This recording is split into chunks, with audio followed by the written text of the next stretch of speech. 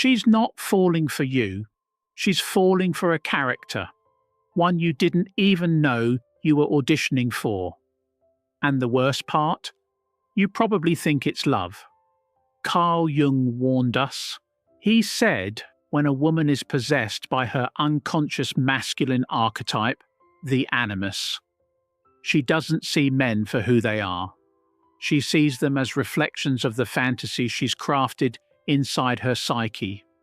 A walking illusion, a projection, a role to be played. You think you're being chosen, but what's really happening is far more disturbing. You're being cast into a movie she's been rehearsing since she was a teenager. And when your lines don't match the script in her head, she doesn't rewrite the script. She replaces the actor. Jung called this psychological possession dangerous, not just for the woman, but especially for the man caught in her grip. Because men fall for it. Hard. You don't see the red flags. You don't question the pedestal you're being placed on. You confuse being idealized with being loved. But you're not being loved. You're being used as a mirror. And when the mirror cracks, when your humanity shows, the illusion breaks. And so does the relationship. And here's what most men will never realize until it's too late. The more you try to fit her fantasy, the more you abandon yourself. You think you're becoming the man she wants, but really you're becoming a ghost of who you were. A man edited, shaped, and eventually erased by projection. Jung didn't sugarcoat this, he called it soul theft. Not in some poetic romantic sense, but as a psychological fact. When a man loses touch with his essence to live inside someone else's fantasy, he loses the one thing that makes him truly powerful, his self-awareness. And women? They don't even know they're doing it. That's what makes it so dangerous. It's unconscious, instinctual. And when it's left unchecked, it creates cycles of seduction, disillusionment, and destruction. You're not paranoid. You're not overthinking it. You're waking up to a truth Jung saw long before the rest of us. Not every woman is looking for a partner. Some are looking for a puppet. And if you don't know who you are, you'll volunteer for the strings. Jung believed that inside every woman lives a hidden man. Not a literal one, but a psychological figure. A voice, a presence. He called it the animus, the inner masculine image shaped by her upbringing, her wounds, her fantasies, and the culture around her. And when this animus is healthy, it helps her relate to men with understanding, depth, and truth. But when it's undeveloped, wounded, or distorted, it doesn't just whisper in her mind, it takes over. It possesses, it dominates her thoughts, her decisions, her relationships. Jung said that in this state, a woman doesn't love you as you are. She loves the internal voice that tells her what a man should be. You're not being seen. You're being measured against an invisible blueprint. And if you don't match it, you're dismissed, discarded, or worse, sculpted. This possession isn't obvious. It's not demonic. It's psychological. And it hides behind things that sound noble. Confidence, independence, strength. But behind that mask is something darker. A woman no longer speaking from her authentic self, but from the cold, rigid, moralizing force of the distorted animus. Jung described these women as being cut off from their emotional center, their feminine warmth replaced by criticism, control, and abstract ideals. They don't relate to men as human beings. They relate to them as concepts, ideas to conquer, projects to fix, characters to dominate. That's why you'll meet a woman who says she wants love, but pushes away every man who offers it. She says she wants honesty, but punishes vulnerability. She says she wants a real man, but what she really wants is a myth. The kind she's been building in her head since childhood. a Frankenstein stitched together from Disney princes, absent fathers, celebrities, and social media narratives. A man who doesn't exist, but who you're expected to become. And here's the part that should shake you. She won't even realize she's doing it. She'll believe she's acting from her heart. But Jung warned us, when the animus takes over, the woman's inner masculine eclipses her soul. It becomes her voice, her lens, her law. She'll argue without listening, moralize without compassion, assert control and call it love. She's not evil, she's possessed. Not by spirits, but by a fantasy she never questioned. And you? You get caught in the storm. You try harder. You change. You suppress. You adapt. But no matter what you do, it's never enough. Because you were never the man she saw to begin with. You were just close enough to trigger the illusion. And once the illusion fades, so do you. Jung said that this kind of woman becomes inflated, detached from her feminine soul, and inflated with the arrogance of the unconscious masculine. She doesn't ask, she commands. She doesn't connect, she competes. She doesn't reflect, she reacts. And if you don't understand what's happening, you'll either fight her, submit to her, or lose yourself trying to fix her.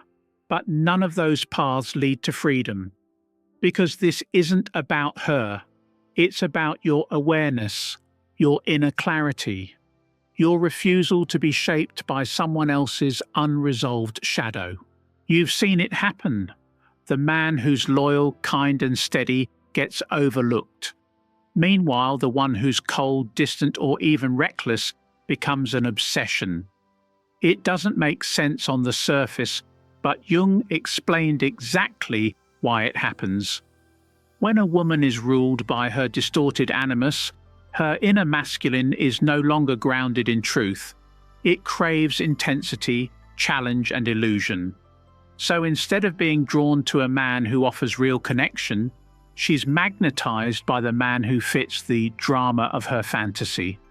Not the man who is safe, but the man who is symbolic. And who makes the best symbol? The one who's unpredictable, unavailable, emotionally dangerous. That man doesn't offer real love. He offers projection fuel. His distance gives her space to imagine. His silence allows her to fill in the gaps with meaning. And her animus thrives in that mystery. The good man, on the other hand, the one who listens, shows up, leads with humility. He becomes invisible. Not because he lacks value, but because he doesn't activate the fantasy. He's too real, too present, too honest. But here's where it gets cruel. The woman doesn't consciously choose this. She believes she's making rational decisions, that she's just following her heart. But what's really happening is that her unconscious is pulling her toward a man who fits the archetype, not the reality. Jung described this as the danger of projection. It blinds us to the human being in front of us.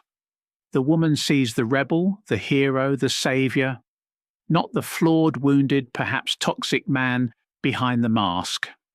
And she rejects the man who shows his true self because her fantasy has no space for his realness. So what happens? The good man tries to prove himself. He overextends, overcorrects, overcommits. He thinks, if I'm just more patient, more available, more loving, she'll finally see me. But she won't. Not until she breaks free from the grip of her own projection. And that's the harsh truth. It's not about being good enough. It's about being visible. And to a woman in the grip of an unconscious fantasy, only the dangerous man appears in sharp enough focus to feel real, because her animus is looking for fire, not peace, risk, not safety, performance, not partnership. Jung wasn't warning men to become cold or manipulative. He was warning them not to chase women who aren't seeing clearly, because no matter how hard you try, you can't compete with a ghost. Most men won't admit it, but deep down they'd rather be chosen than be whole. They mould themselves into what they think she wants.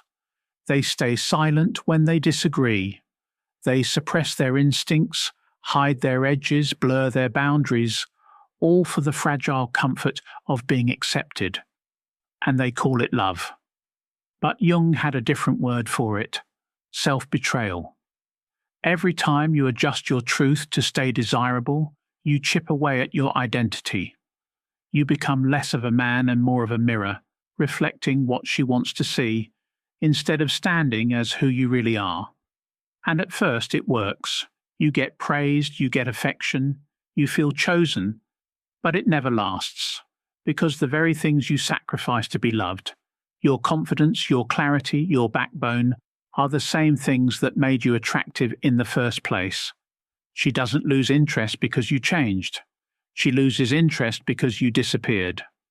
Jung warned, when a man abandons his own path to serve a woman's unconscious fantasy, he stops being her equal. He becomes her puppet, and eventually her burden.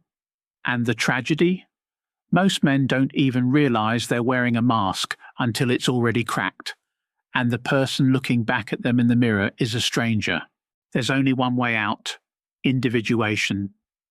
Jung called it the path of becoming whole, of facing your inner chaos, your buried fears, your shadow, not to impress anyone, not to win anyone, but to know who you are when no one's watching. Because until you do, you'll keep playing roles in other people's stories. You'll keep mistaking approval for connection. You'll keep chasing women who don't love you. They love the mask you wear. But the man who has met his own unconscious cannot be manipulated by someone else's. He sees through the projection. He doesn't need to be chosen because he's already chosen himself. And that's the paradox. The moment you stop needing to be picked is the moment you finally become undeniable. Not because you're performing, but because you're real.